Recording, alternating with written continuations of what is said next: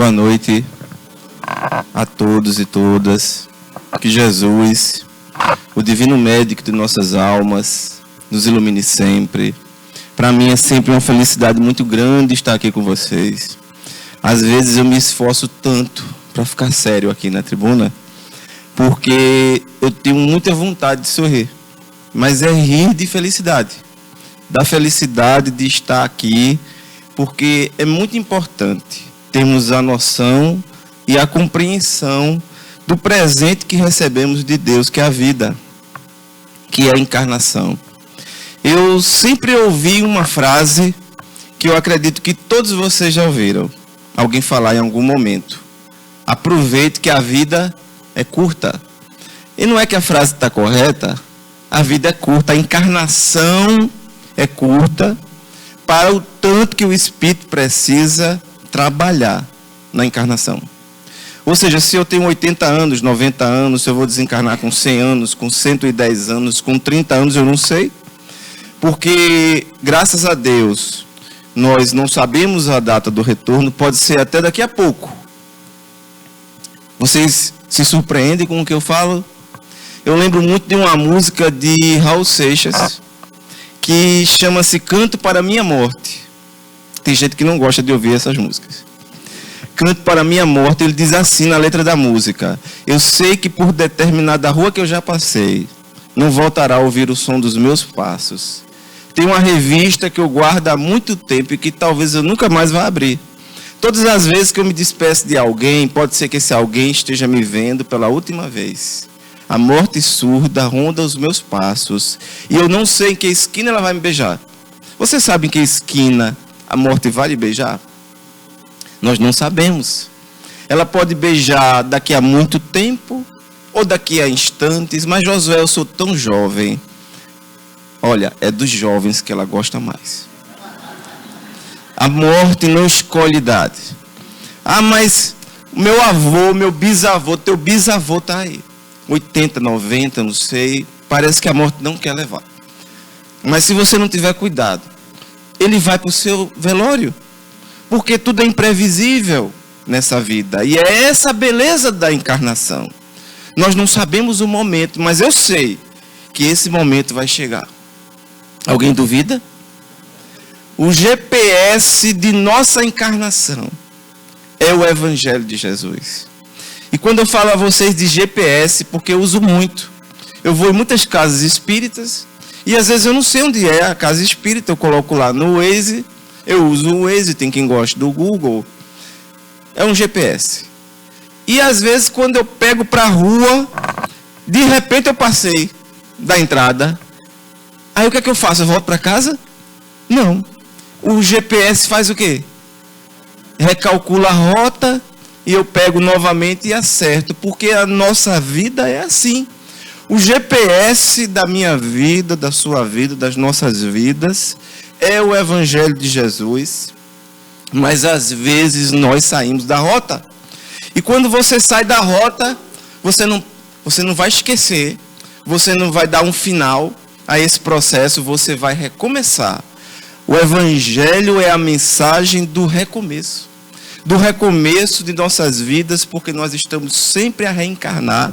E nós vamos continuar a reencarnar quantas vezes necessárias sejam, mas nós precisamos aprender a aprender, até com os nossos erros, mas de preferência, a aprender observando a mensagem da essência do Evangelho, que é o amor que renova e que transforma.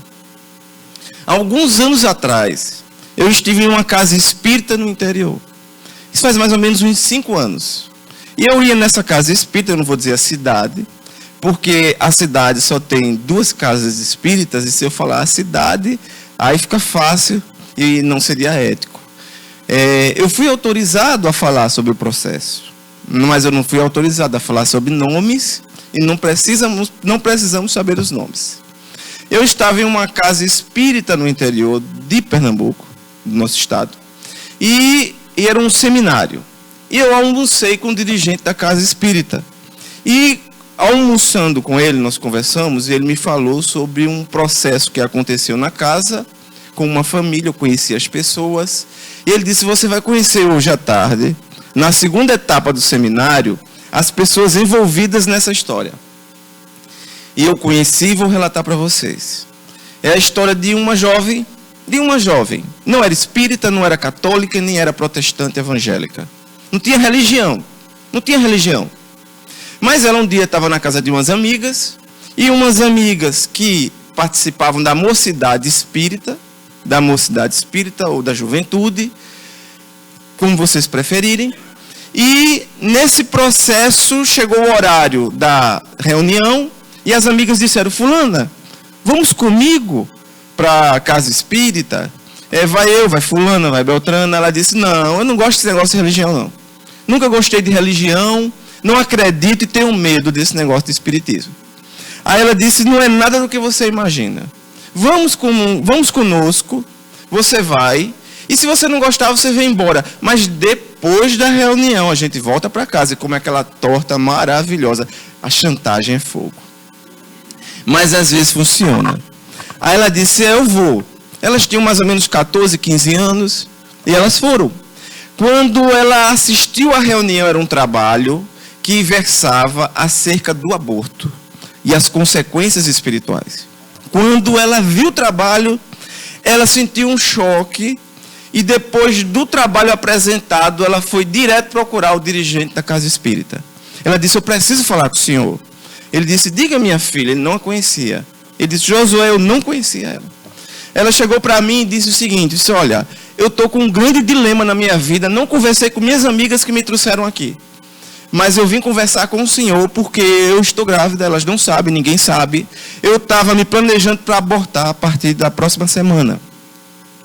Ninguém sabe, meus pais não sabem. E eu cheguei aqui, vi esse trabalho sobre aborto, consequências espirituais. Isso mexeu comigo e eu não quero mais abortar. Ela 14 anos, uma criança.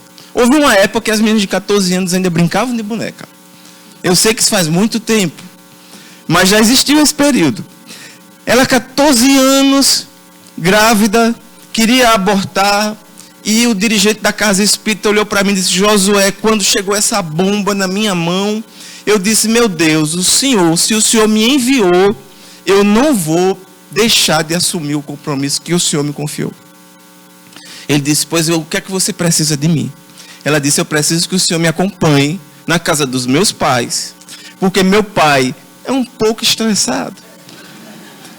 Pode ser que eu não sobreviva se o senhor não for comigo. Ele disse, então eu vou com você, minha filha. Ele disse, eu já fui pensando, José, meu Deus do céu. Deixa eu olhar para o meu rosto para ver se ele vai ficar inteiro.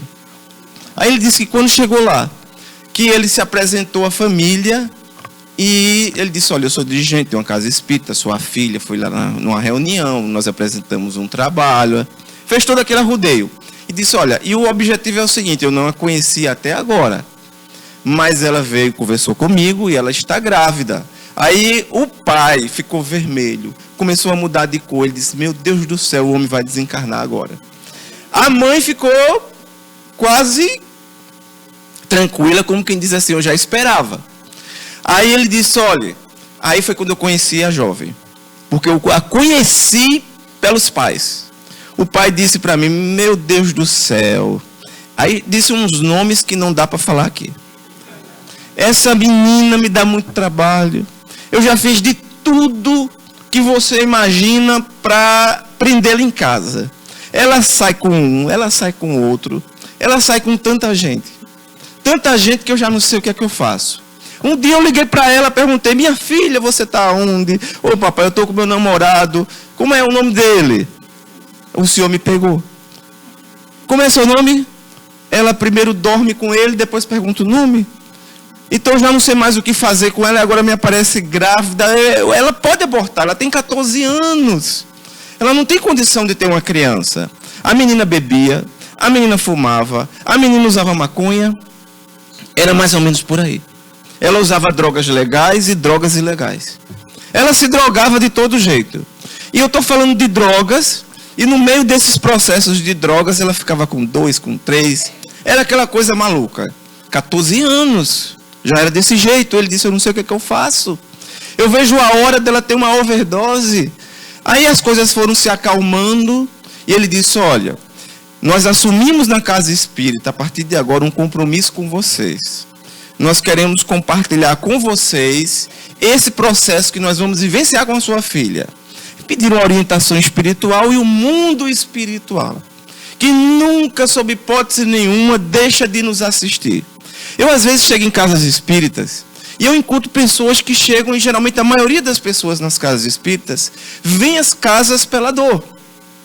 Muitas vêm por curiosidade, muitas vêm pelo amor, mas a maioria vem através da dor. É uma enfermidade, é um tratamento, é uma coisa que precisa, é assim, é esse o processo.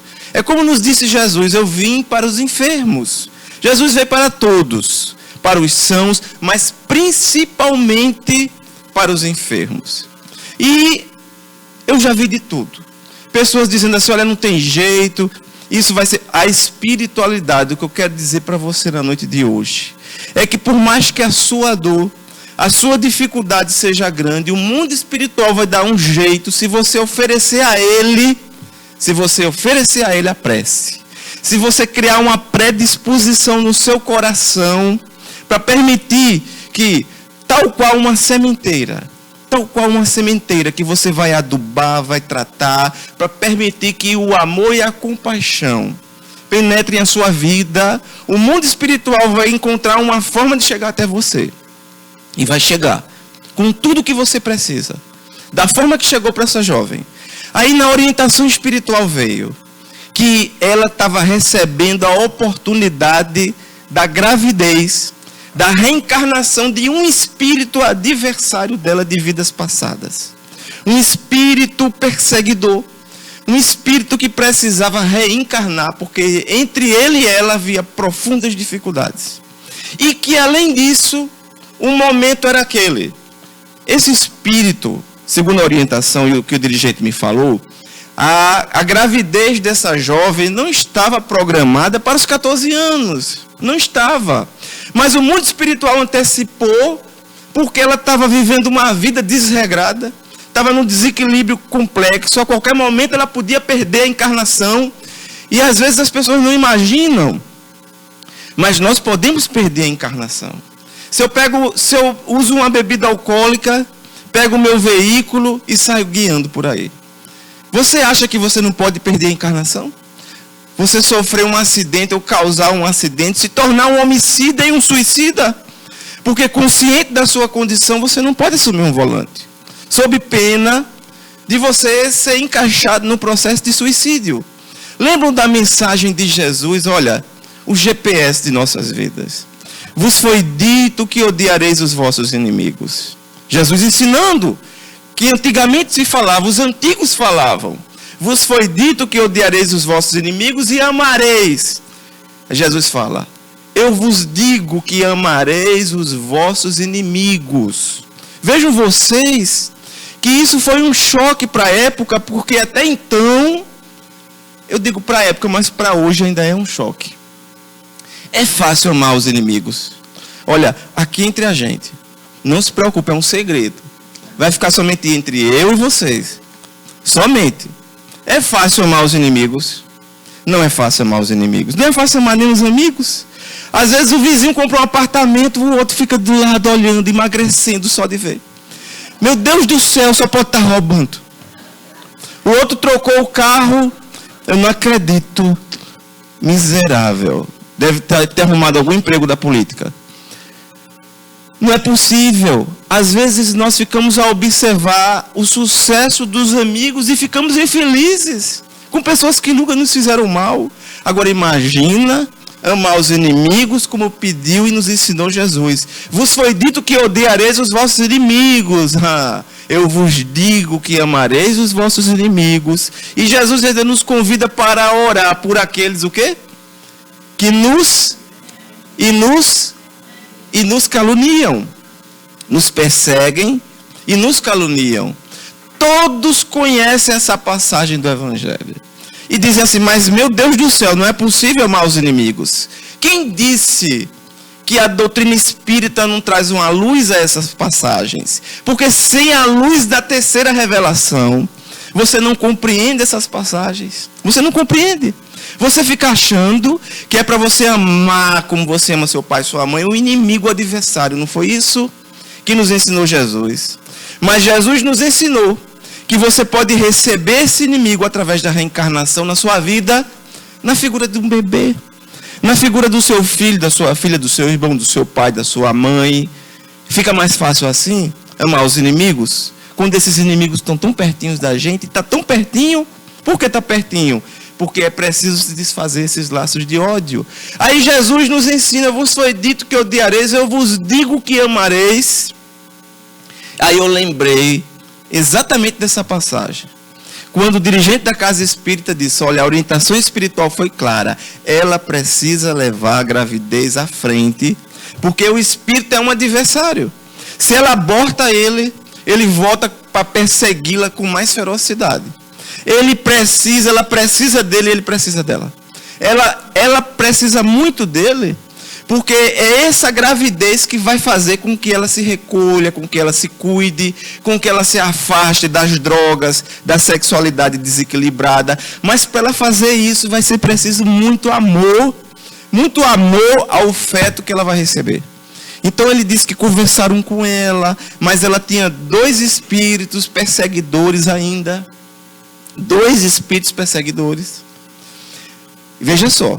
Ele fala 2 espíritos perseguidores obstinados. Muitos existem, mas ela tinha 2 obstinados na perseguição, porque eram espíritos que usavam ela.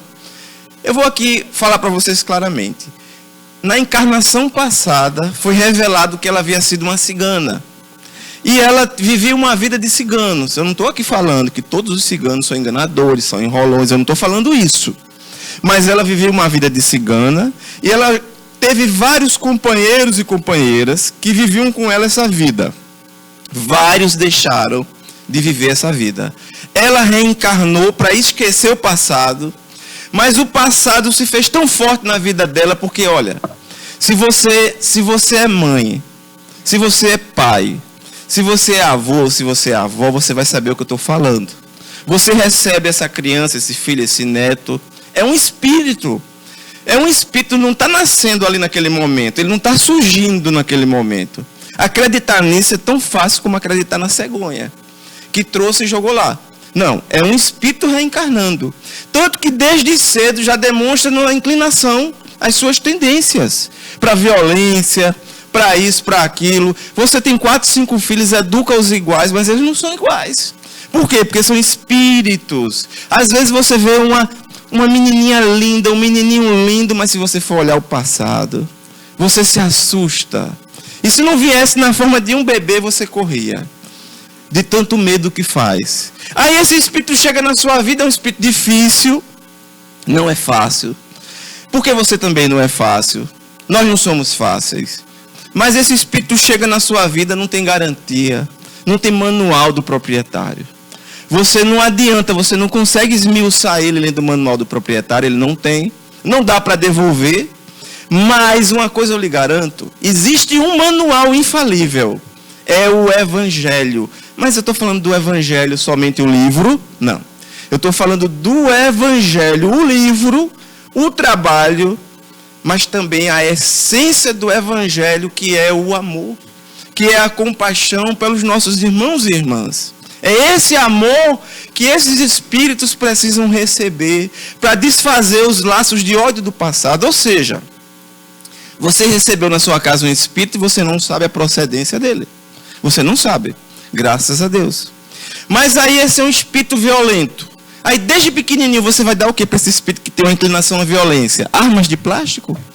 Para ele crescer logo para usá-las em você um dia? Você vai oferecer para um espírito que veio, reencarnou, porque tinha um vício no passado, no álcool e em tantas outras drogas, e você vai encher de álcool a sua casa. Até no aniversário infantil eu já vi. Eu já fui em aniversário infantil, criança de 1 ano, e o pai... Não, mas o uísque, a cerveja é para os adultos. Meu Deus do céu. Vejam vocês, a gente não sabe o risco que nós cometemos às vezes em algumas ações. E eu vejo o pai que diz assim: eu botei um pouquinho de cerveja na mamadeira. Acha lindo, né? Outro disse que botou na colher de chá e a criança adorou. Pronto. Sinal de alerta. perigo próximo. Aí quando o filho vai amanhã para a sarjeta, para o desequilíbrio do álcool, porque olha, álcool é muito perigoso. Álcool tira vidas, encarnação, destrói famílias. Álcool é perigosíssimo. Eu quero dizer aqui para você, vou perguntar a você. Álcool leva as pessoas a perder emprego. Álcool leva as pessoas a perder relacionamentos. Álcool joga pessoas na sarjeta. Torna pessoas ridículas, leva pessoas a cometer acidentes de trânsito, se tornar homicidas e suicidas. Você percebe a complexidade? É a droga mais perigosa do século, porque em todo canto você acha. As crianças estão usando, menina de 10, 11 anos já vão comprar. Aquele aviso é proibido vender, aquilo é até uma balela. Em todo canto você acha. É extremamente perigoso o processo e nós nem imaginamos que muitas vezes cultivamos em nossos filhos, porque eles cresceram observando. Eu conheço pessoas que riem, que fazem festa, que se animam, como a ilusão da vida. As ilusões. Quem faz uma referência muito bonita sobre isso é Haroldo Dutra, interpretando uma passagem de Emmanuel. Emmanuel diz que todos que estão caindo estão sorrindo. Você já ouviu isso alguma vez? Todo mundo que está caindo está sorrindo. Ele até faz uma comparação. É como se você estivesse no 10º andar e alguém está no 30º. Aí o cara pulou do 30º, rindo que é uma brincadeira. Aí passou por você no 10º, e aí está tudo bem? Está tudo bem, até que se esborrachou. Como é que a pessoa está caindo e está sorrindo? As pessoas que estão desviando recursos públicos. Aí estão embolsando milhões. Aí estão sorrindo porque estão indo aos melhores restaurantes, estão viajando para Paris, estão viajando o mundo, estão trocando de carro, estão sorrindo porque estão acreditando que isso vai fazê-las felizes. Nem imagina o que as reserva ao futuro. Quantas pessoas, deu para entender agora, que estão caindo, mas não estão percebendo que estão em processo de queda, porque elas estão sorrindo, acreditando que estão felizes. Às vezes na vida nós ganhamos para perder. E às vezes nós perdemos para ganhar. Porque é necessário ter olhos para ver, como nos dizia Jesus. Quem tiver ouvidos para ouvir, ouça. O que queria dizer Jesus? Aqueles que puderem compreender, entendam a mensagem que nem todos compreendem ainda. Então, aqueles que estão caindo, muitas vezes não estão percebendo nem a queda. Quantas pessoas aí fora estão vivendo de festas, de desequilíbrios, de drogas, estão vivendo nesse processo e não estão percebendo que estão perdendo, jogando fora a oportunidade da encarnação. Até que cai e se encontra diretamente com o desespero, com a depressão, com a angústia, com a síndrome do pânico, com inúmeros processos que são importantes, condições de reajuste e de chamamento para o compromisso e a responsabilidade. Porque muitos processos surgem assim porque são necessários. Eles precisam surgir porque se eles não surgirem na minha vida, eu desando. Essa jovem que eu falei para vocês, ela estava vivendo de drogas, de álcool, de orgias, ela estava sorrindo. Ela só tinha 14 anos. Aí ela engravidou, o amigo espiritual disse, olha, ela precisa receber esse espírito. Porque se ela abortar, ele vai se transformar em um adversário feroz. Ele vai se transformar em um adversário feroz e não vai ser fácil para ela. Pode ser que ela precise reencarnar mais 2, 3 vezes para conseguirmos fazer o que desenvolvemos até o momento. Ou seja, às vezes você não percebe, mas se você não agir para trabalhar dentro de você a compaixão e o perdão, pode ser que você vai estender esse processo por outras encarnações. Por isso que lá em Mateus, Jesus disse assim, se teu olho for motivo de escândalo, arranca e joga fora. Arranca porque você às vezes com esse olho está vendo que não deve ver. Está observando a vida das pessoas e está levando dor e sofrimento para elas. Arranca e joga fora. Melhor entrar na vida sem um olho do que entrar com um olho e perder a alma. O Espiritismo traz luz a essa passagem. Melhor entrar na vida sem o olho. Melhor entrar na reencarnação sem o olho do que entrar com o olho e perder a alma. Ou seja, Jesus está falando que muitas vezes nós não podemos, nós ainda não estamos preparados a trabalhar com as funções que nós recebemos. Às vezes eu uso a língua, e com a língua eu mato, com a língua eu destruo, com a língua eu espalho boatos e fofocas.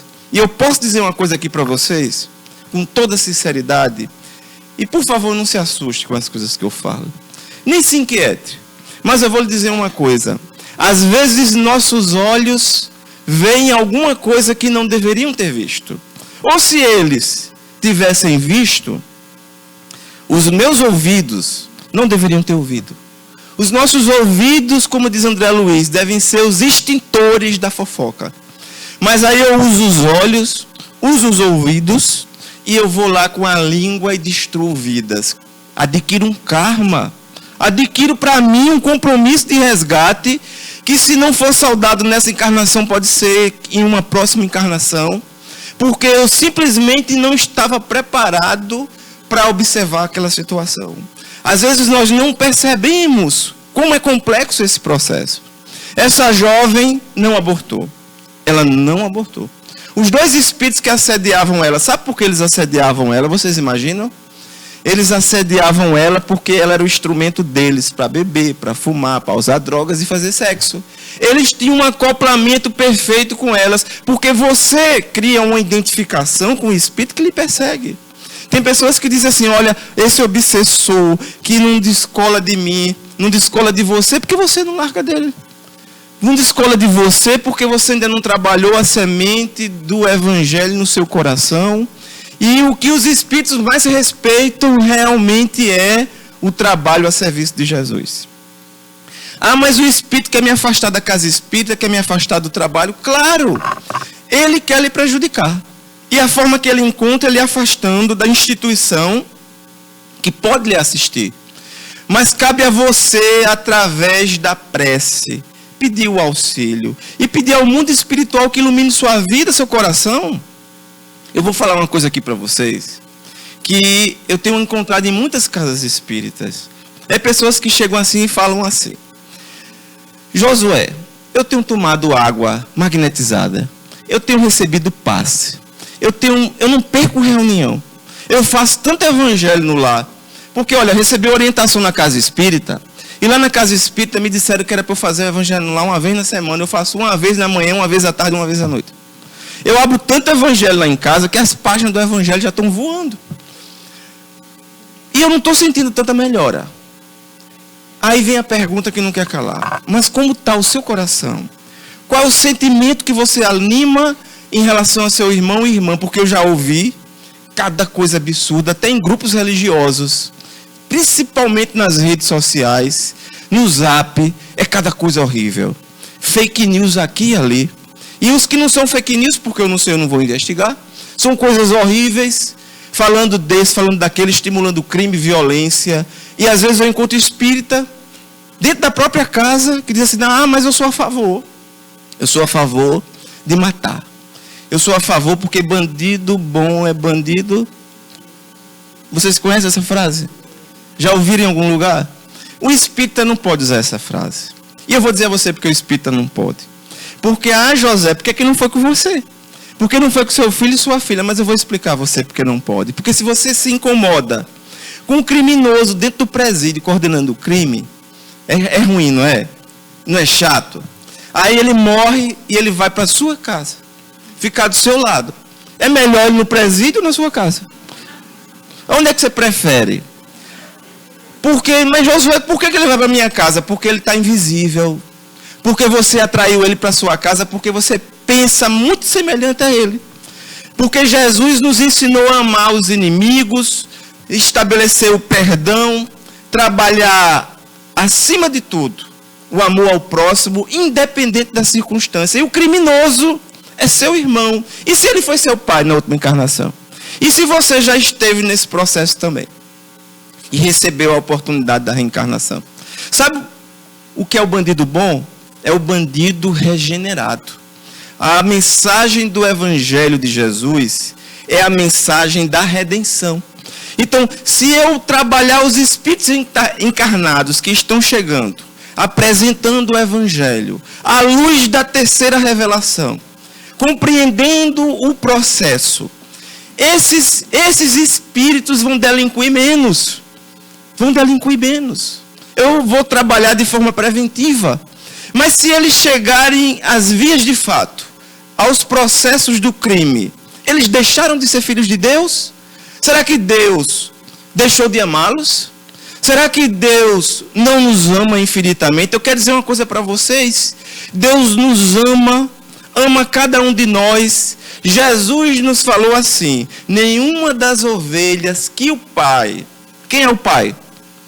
Nenhuma das ovelhas que meu Pai me confiou se perderá. E Jesus não mentiu. E todas as ovelhas que estão aqui nesse planeta foram confiadas a Jesus por Deus, independente das circunstâncias. E se você se incomoda, você diz assim: mas Josué, é impossível ver Deus na figura de um criminoso. Você vê Deus na figura de um cachorro, de um gato, de um rato, de uma barata, de um mosquito. Nós enxergamos Deus em toda parte. Do mosquito da dengue. Você imagina o mosquito da zika e da chikungunya sendo instrumento de Deus? Pois eu vejo. Sabe como eu vejo? Quantos espíritos precisavam reencarnar para expiar através da reencarnação com a microcefalia? Aí vem um mosquitinho que as pessoas não estavam preparadas para ele, e é instrumento do mundo espiritual para favorecer uma série de resgates em massa, pegando tanta gente de surpresa. Quantos espíritos reencarnaram? Precisavam reencarnar pelo processo. Ninguém reencarna nesse processo por casualidade. Ninguém recebe um espírito desse se não precisar receber. Quantas lições de amor nós podemos cultivar desse processo? Eu vi mães que entregaram seus filhos. Ah, eu não quero não.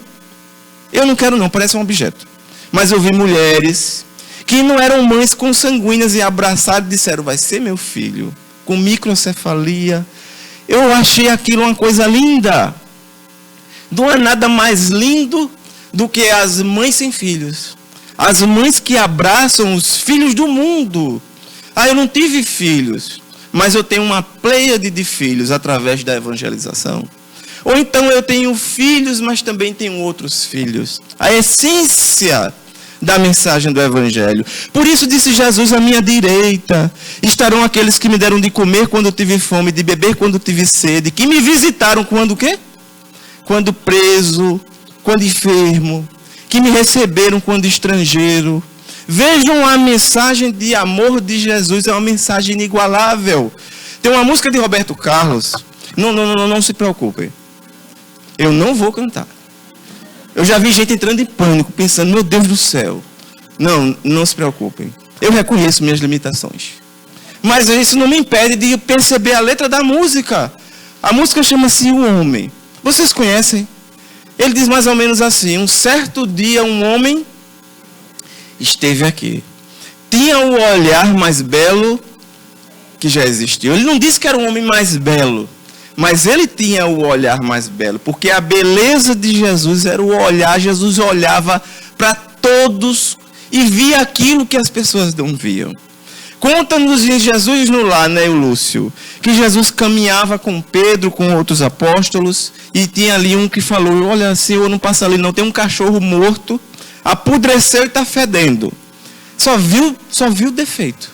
Jesus olhou para o esqueleto e disse assim: mas que dentes lindos ele tinha. Jesus enxergava a beleza onde as pessoas só viam feiura. Eu fico imaginando Jesus observando Públio Lentulus. Quem sabe aqui quem foi? Públio Lentulus. Que lá no livro há 2000 anos era o senador romano arrogante, não é assim que nós conhecemos a história dele? O que Públio se tornaria depois? O nosso Emmanuel. O mentor espiritual do trabalho magnífico, gigante, que eu não tenho palavras para mensurar, de Chico Xavier, esse apóstolo do Evangelho.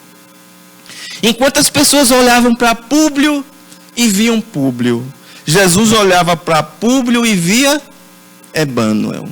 Porque é assim que Jesus observa cada um de nós. Então, por isso que na música Roberto diz: tinha um olhar mais belo que já existiu. Tinha no cantar uma oração, porque a oração era a referência de Jesus. E no falar a mais linda canção que já se ouviu. O Sermão do Monte é a mais linda canção que nós já ouvimos. Bem-aventurados os mansos, porque herdarão a terra. Que terra? A terra de regeneração. Jesus nos dava a senha para herdar essa terra de regeneração. É preciso ser manso. E para ser manso, é preciso trazer a paz e a compaixão no coração, de poder observar a violência, muitas vezes contra si mesmo, e observar com os olhos da compaixão. Por isso, tinha no cantar uma oração, no falar a mais linda canção que já se ouviu. Todo gesto seu era de amor e paz. Ele trazia onde? No coração. Ele pelos campos caminhou, subiu as montanhas e falou, no amor maior. Fez a luz brilhar na escuridão. Essa é uma das passagens que eu acho mais bonita. Porque o Evangelho é a luz na escuridão. Você está perdido. Você está perdida. Eu estou perdido. Nós estamos. Mas vem a luz do Evangelho de Jesus falando para mim, falando para você, meu filho, minha filha. Não se preocupe. Se está difícil, se aguente, porque daqui a pouco vai passar. Você vai lá na Uniluz. Lá você vai receber uma orientação. Lá você vai conversar com as pessoas. Lá você vai interagir. Você vai ouvir a mensagem do Evangelho, que vai transformar a sua vida. E através da sua vida, outras vidas se transformarão. Então, às vezes, nós estamos, meu Deus do céu, parece que eu estou perdido. Jesus fez a luz brilhar na escuridão. O sol nascer em cada coração. E compreender que além da vida que se tem, existe uma outra vida além. E assim um renascer. Morrer não é o fim. Quando você escuta essa mensagem, você escuta essa música, você diz, meu Deus do céu, o que é que a vida me reserva? Porque a vida de cada um de nós nos reserva trabalho, nos reserva amor, nos reserva compaixão, porque é esse o sentimento que precisa existir em você, para que você atraia mais sentimento de amor e compaixão para a sua vida. É uma questão de frequência, é uma questão de sintonia. Se eu carrego em mim ideias beligerantes, se eu alimento dentro do meu coração ideias de violência, do crime, de matar, aí eu só posso trazer isso para a minha vida. Aí eu posso tomar água magnetizada aos montes. Feito um dia eu cheguei numa casa espírita e um dirigente falou para mim, disse, olha, um dia chegou um rapaz aqui com um botijão de água mineral. Eu disse assim, que coisa boa, está trazendo um presente. Ele disse, não, é para fluidificar. A coisa lá está tão feia lá em casa que eu vou até cozinhar com água fluidificada. Aí ele pensa que é a quantidade da água que vai resolver o problema. Mas o que vai resolver é você permitir que o mundo espiritual chegue na sua vida. Você não bloqueia os canais da espiritualidade alimentando o sentimento da ganância, do ódio. Porque Jesus fala, meu reino não é deste mundo. Então Jesus nos ensina que existe um outro reino, que esse outro reino é melhor, e que isso aqui é só um momento, e que Jesus está me aconselhando, nos aconselhando a escolher a porta estreita, porque a porta larga é a porta da perdição, da dor e do sofrimento. O que ele quer dizer é que dentro de nós ainda existe muito de processos complexos que precisam ser trabalhados, mas sem o Evangelho nós não teríamos nenhuma noção do conhecimento desses processos. Essa casa espírita que eu fui, essa jovem, eu conheci ela. E conheci o bebê dela também. Um menininho lindo. O avô disse assim, para o dirigente da casa, meu Deus, parece um apóstolo de Jesus. É porque ele não sabia do teor da mensagem. Não foi dito o dirigente da casa, disse José, eu nem falei. Eu tive até medo de falar, para que eles não tivessem medo quando ele reencarnasse. Mas imagina, você olha para a criança e diz assim, meu Deus, que coisa linda. Toda criança é linda, não é? Mas são espíritos. Esses espíritos que reencarnam, eles precisam profundamente de evangelho. Eles não precisam de violência, eles não precisam de drogas. Nós vivemos um processo muito difícil hoje. Cada vez mais a juventude está se drogando em processos que eu não gostaria nem de detalhar agora nesse momento. mas a responsabilidade também é nossa. Principalmente dos pais que muitas vezes não se preocupam com um exemplo. Nem acompanham os filhos porque não tem tempo. É tempo para clube social, é tempo para isso, é tempo para ir para o jogo, é tempo para novela, é tempo para viajar. Mas não tem tempo para os filhos. Os filhos recebem muito dinheiro porque, como eles não têm tempo para os filhos, eles suprem a falta de tempo, dando tudo que eles acreditam que vai trazer felicidade a esses filhos. E esquecem a base fundamental. Eu tenho tanta saudade. Eu vou dizer uma coisa aqui para vocês, uma confissão. Eu não sei se alguém aqui lembra disso, mas antigamente tinha umas mães meio estranhas, meio malucas. Eu tenho uma saudade dessas mães que pegavam na mão da gente e vamos orar para o Papai do Céu. Parece que elas estão sumindo. Mas ela assim, meu filho, vamos orar para o Papai do Céu. Aí orava aquelas orações, Santo Anjo do Senhor. Muita gente aqui conheceu, e outras mães aqui eu tenho certeza que fazem isso. Essas mães muito próximas, que abraçam, porque o espírito que chega nessa condição, muitas vezes no início, a criança, ela é arisca.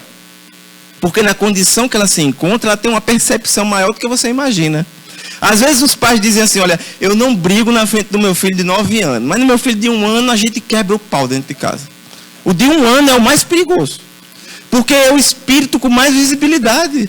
É o espírito que tem uma recordação maior. O corpo físico não dá essa condição, mas o espírito está. Tanto que o bebê, o recém-nascido, ele passa mais tempo dormindo do que acordado. Ele está num processo de adaptação da espiritualidade. Então você vai perceber criança de 3 anos que parece um adulto. Mas aí ele vai chegando aos 5, 6 anos, ele vai voltando a ser criança. Por quê? Porque a fase da reencarnação se completando, como nos ensina André Luiz, entre 6 a 7 anos. E aí, brigar na frente de criança de 1 ano, de 2 anos, de 3 anos, é um perigo. Não podemos entrar nesses processos. Sem a luz da terceira revelação, nós não conheceríamos isso.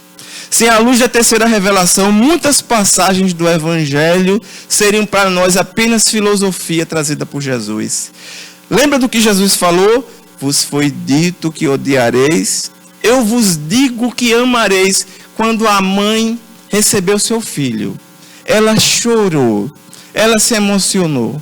Ela ia fazer 15 anos e ela olhava para a criança, meu Deus do céu, eu nunca imaginei que eu fosse amar tanto uma criança, mas foi quase 1 ano depois da gravidez, 6, 7 meses, em que ela passou na casa espírita, sendo assistida, a família trabalhando, compartilhando, porque o dirigente chamou a atenção dos pais, olha, vocês são os pais, você não aprende, não ensina ela amarrando em casa, nem espancando, você ensina dando exemplo, não brigando, não discutindo, você ensina orientando, você ensina se afastando de tudo que pode levar ela ao declínio. Ele disse, olha, o dono da casa, o pai da moça, ele pegou as bebidas que ele cultivava, jogou tudo fora.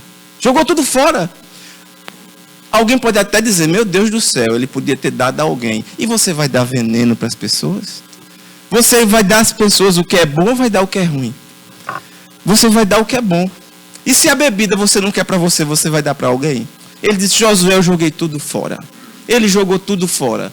A partir de agora, disse ele, aqui dentro dessa casa, o que vai entrar verdadeiramente é a paz do Evangelho de Jesus. Aí aquela moça foi se acalmando. As 2 entidades que a assediavam eram os 2 espíritos que foram companheiros dela do passado. Eles queriam que ela abortasse, sabe por quê? Porque eles pensaram o seguinte, ela engravidou, se ela não abortar, ela vai deixar de praticar sexo e de usar droga. Era tudo que eles queriam, porque eles usavam ela como instrumento para o processo. Os 2 espíritos foram assistidos na desobsessão da casa. Aí o dirigente disse para mim, Josué, eu não sei o que foi feito deles. Sei que eles foram assistidos no mundo espiritual e foram levados para ser assistidos. E eu pensei cá comigo. Eu pensei, eles vão ter que reencarnar. Os espíritos, quando são assistidos, eles não vão precisar reencarnar um dia. Assim como eu e você reencarnamos. E se eles vão reencarnar, qual é a melhor condição para eles reencarnarem?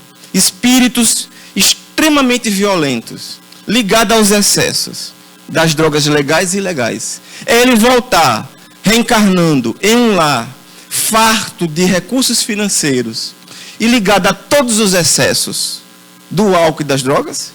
Ou então ele reencarnar em um lar, mesmo que com dificuldades, que vão animá-los a conhecer um dia o Evangelho dentro de uma casa espírita, numa evangelização infantil? Por que o trabalho da evangelização infantil, da mocidade, é tão importante? Porque esses espíritos precisam chegar. E para que eles possam se regenerar, se transformar. Porque o mundo de regeneração que Jesus nos ensina, que a espiritualidade nos traz, é isso. Não é um mundo perfeito. Nós não vamos adentrar no mundo de regeneração perfeito, transformado totalmente, não. Mas é um mundo onde não vai existir mais a maldade que existe. Os espíritos que não têm condição de reencarnar nesse planeta, não vão mais reencarnar nesse planeta. Por isso que na música de Roberto, ele diz assim: eu sei que ele um dia vai voltar e nos mesmos campos procurar o que plantou. E eu ficava me perguntando, meu Deus, Jesus vai voltar. Aí eu vou dizer a você minha interpretação, porque os católicos e os evangélicos, eles não estão esperando Jesus. Jesus não vai voltar porque ele nunca foi embora. Jesus falou assim: onde houverem 2 ou mais pessoas em meu nome, eu aí estarei. Então ele não precisa voltar porque ele já está presente entre nós. Ele não está aqui nessa noite? Ele está aqui presente essa noite. Então quem volta é quem partiu. Jesus não partiu. Jesus está presente em nossas vidas. Onde houverem 2 ou mais pessoas em meu nome, eu aí estarei. Ele quer dizer em seu nome de sentimento, e não de boca para fora, mas de sentimento, de coração. É essa a essência. Mas na música, quando ele diz, eu sei que ele um dia vai voltar, e nos mesmos campos procurar o que plantou. O que foi que ele plantou? O que foi plantado foi a semente da boa nova, da mensagem de transformação, que ele nos trouxe. Ele um dia vai procurar o que plantou. E ele vai, na música ele diz, chorar pela semente que morreu sem florescer. Mas não é que o espírito vai desaparecer, é que o espírito não vai mais poder continuar reencarnando aqui, porque ele não floresceu o evangelho no seu coração. Então essa semente que não floresceu vai continuar avançando, vai continuar evoluindo, mas em um outro orbe ainda mais atrasado. E esse orbe, o nosso planeta, na fase de regeneração, vai dar lugar a espíritos que querem se melhorar, se transformar. Não são santos. São espíritos regenerados. O que é uma pessoa regenerada? É alguém que vivia de desequilíbrios. Aí às vezes você fala assim, olha, fulano se regenerou. Quer dizer o quê? Quer dizer que ele está se transformando. É uma nova pessoa. Mas que a qualquer momento, se ele não tiver cuidado, ele pode ter uma recaída. Então, o mundo de regeneração que Jesus nos propõe através da sua senha, bem-aventurados os mansos, porque herdarão a terra. E Jesus ainda nos traz mais em uma bem-aventurança quando ele diz que verdadeiramente filhos de Deus são aqueles que promovem a paz, trazendo uma distinção entre ser pacífico e ser pacificador. Na nossa condição, muito mal nós somos pacíficos, porque muitas vezes somos extremamente violentos, temos controlado a violência, e se não fosse o evangelho como freio, sabe lá Deus o que seríamos capazes de fazer. Mas quando Jesus faz a menção ao pacífico, o ser pacífico é aquele que não devolve o mal que recebe. O ser pacífico é aquele que não agride, que não é intolerante, que não é homofóbico, que não é intolerante em relação às diferenças, que tem o maior respeito com as pessoas, que compreende que todos somos irmãos e irmãs. Todos somos irmãos e irmãs, filhos de um único Deus, em que Jesus nos disse que um dia seríamos uma só família. Uma só família. Esse é o manso. Mas o pacificador é aquele que, além de não devolver o mal que recebe, ele devolve o mal com o bem. São espíritos como Irmã Dulce, Madre Teresa, Chico Xavier, Martin Luther King. São espíritos, Mahatma Gandhi, tem a condição de ser pacifista. Francisco de Assis, na sua oração, nos diz, onde houver ódio, que eu leve o amor. Onde houver ofensa, que eu leve o perdão. É esse o perdão, é esse o amor que, trabalhado em nossos corações, através da compaixão, faz com que o mundo espiritual possa estabelecer canais em nossas vidas, nos iluminando, nos guiando, nos orientando, nos ensinando. Eu gostaria de finalizar, porque meu horário já concluiu. Botaram um relógio tão grande. Antigamente eu tinha até uma desculpa. Rapaz, o relógio está lá embaixo, eu não estou enxergando, isso aí é impossível. Mas olha, eu gostaria de finalizar contando para vocês da minha felicidade em estar aqui. Porque é uma felicidade muito grande a oportunidade de reencarnar nesse país, onde as pessoas falam, meu Deus, eu tenho que correr desse país. Esse país é maravilhoso. Porque esse é um país repleto de enfermos. Nós somos enfermos, mas nós temos a oportunidade de trabalhar. Porque como somos espíritos endividados, a melhor coisa para o endividado é trabalho. E não falta trabalho. Se você chegar aqui nessa casa, eu tenho certeza que não falta trabalho. Pode faltar trabalhador. Ou pessoas com coragem de assumir tarefas, mas trabalho não falta. Nós somos abençoados por Deus, porque reencarnamos nesse país, que passa por momentos tão conturbados, e nós podemos ser instrumentos da paz, como nos orientou Francisco. Josué, o que é que eu faço? Qual é o GPS da sua vida que nós falamos? Quem é o GPS da sua vida? É Jesus, é o Evangelho que Ele nos traz. Tudo o que você vai fazer, você fazer uma reflexão, meu Deus, o que Jesus faria nesse momento? Que as bênçãos do Evangelho de Jesus possam iluminar nossas vidas, cada dia de nossas vidas. Que possamos abraçar nossos pais, nossas esposas, maridos, irmãos, irmãs. Que possamos nos abraçar, apesar das dificuldades. Agradecer pela oportunidade dessas pessoas caminharem lado a lado conosco. Meu Deus, meu pai é complicado, minha mãe é difícil, mas é a minha mãe, é o meu pai. Foi Deus que colocou, que me deu de presente, que eu recebi. E eu preciso abençoar o Evangelho, amando indistintamente. Nós podemos até nos desentender, mas nós precisamos compreender que a essência de família é essa. Eu posso ter diferenças, mas no final da noite eu quero lhe abraçar e lhe beijar e dizer, eu lhe amo, porque a essência do Evangelho é o amor aos nossos irmãos e às nossas irmãs, e que as bênçãos de Jesus nos iluminem sempre. Muita paz.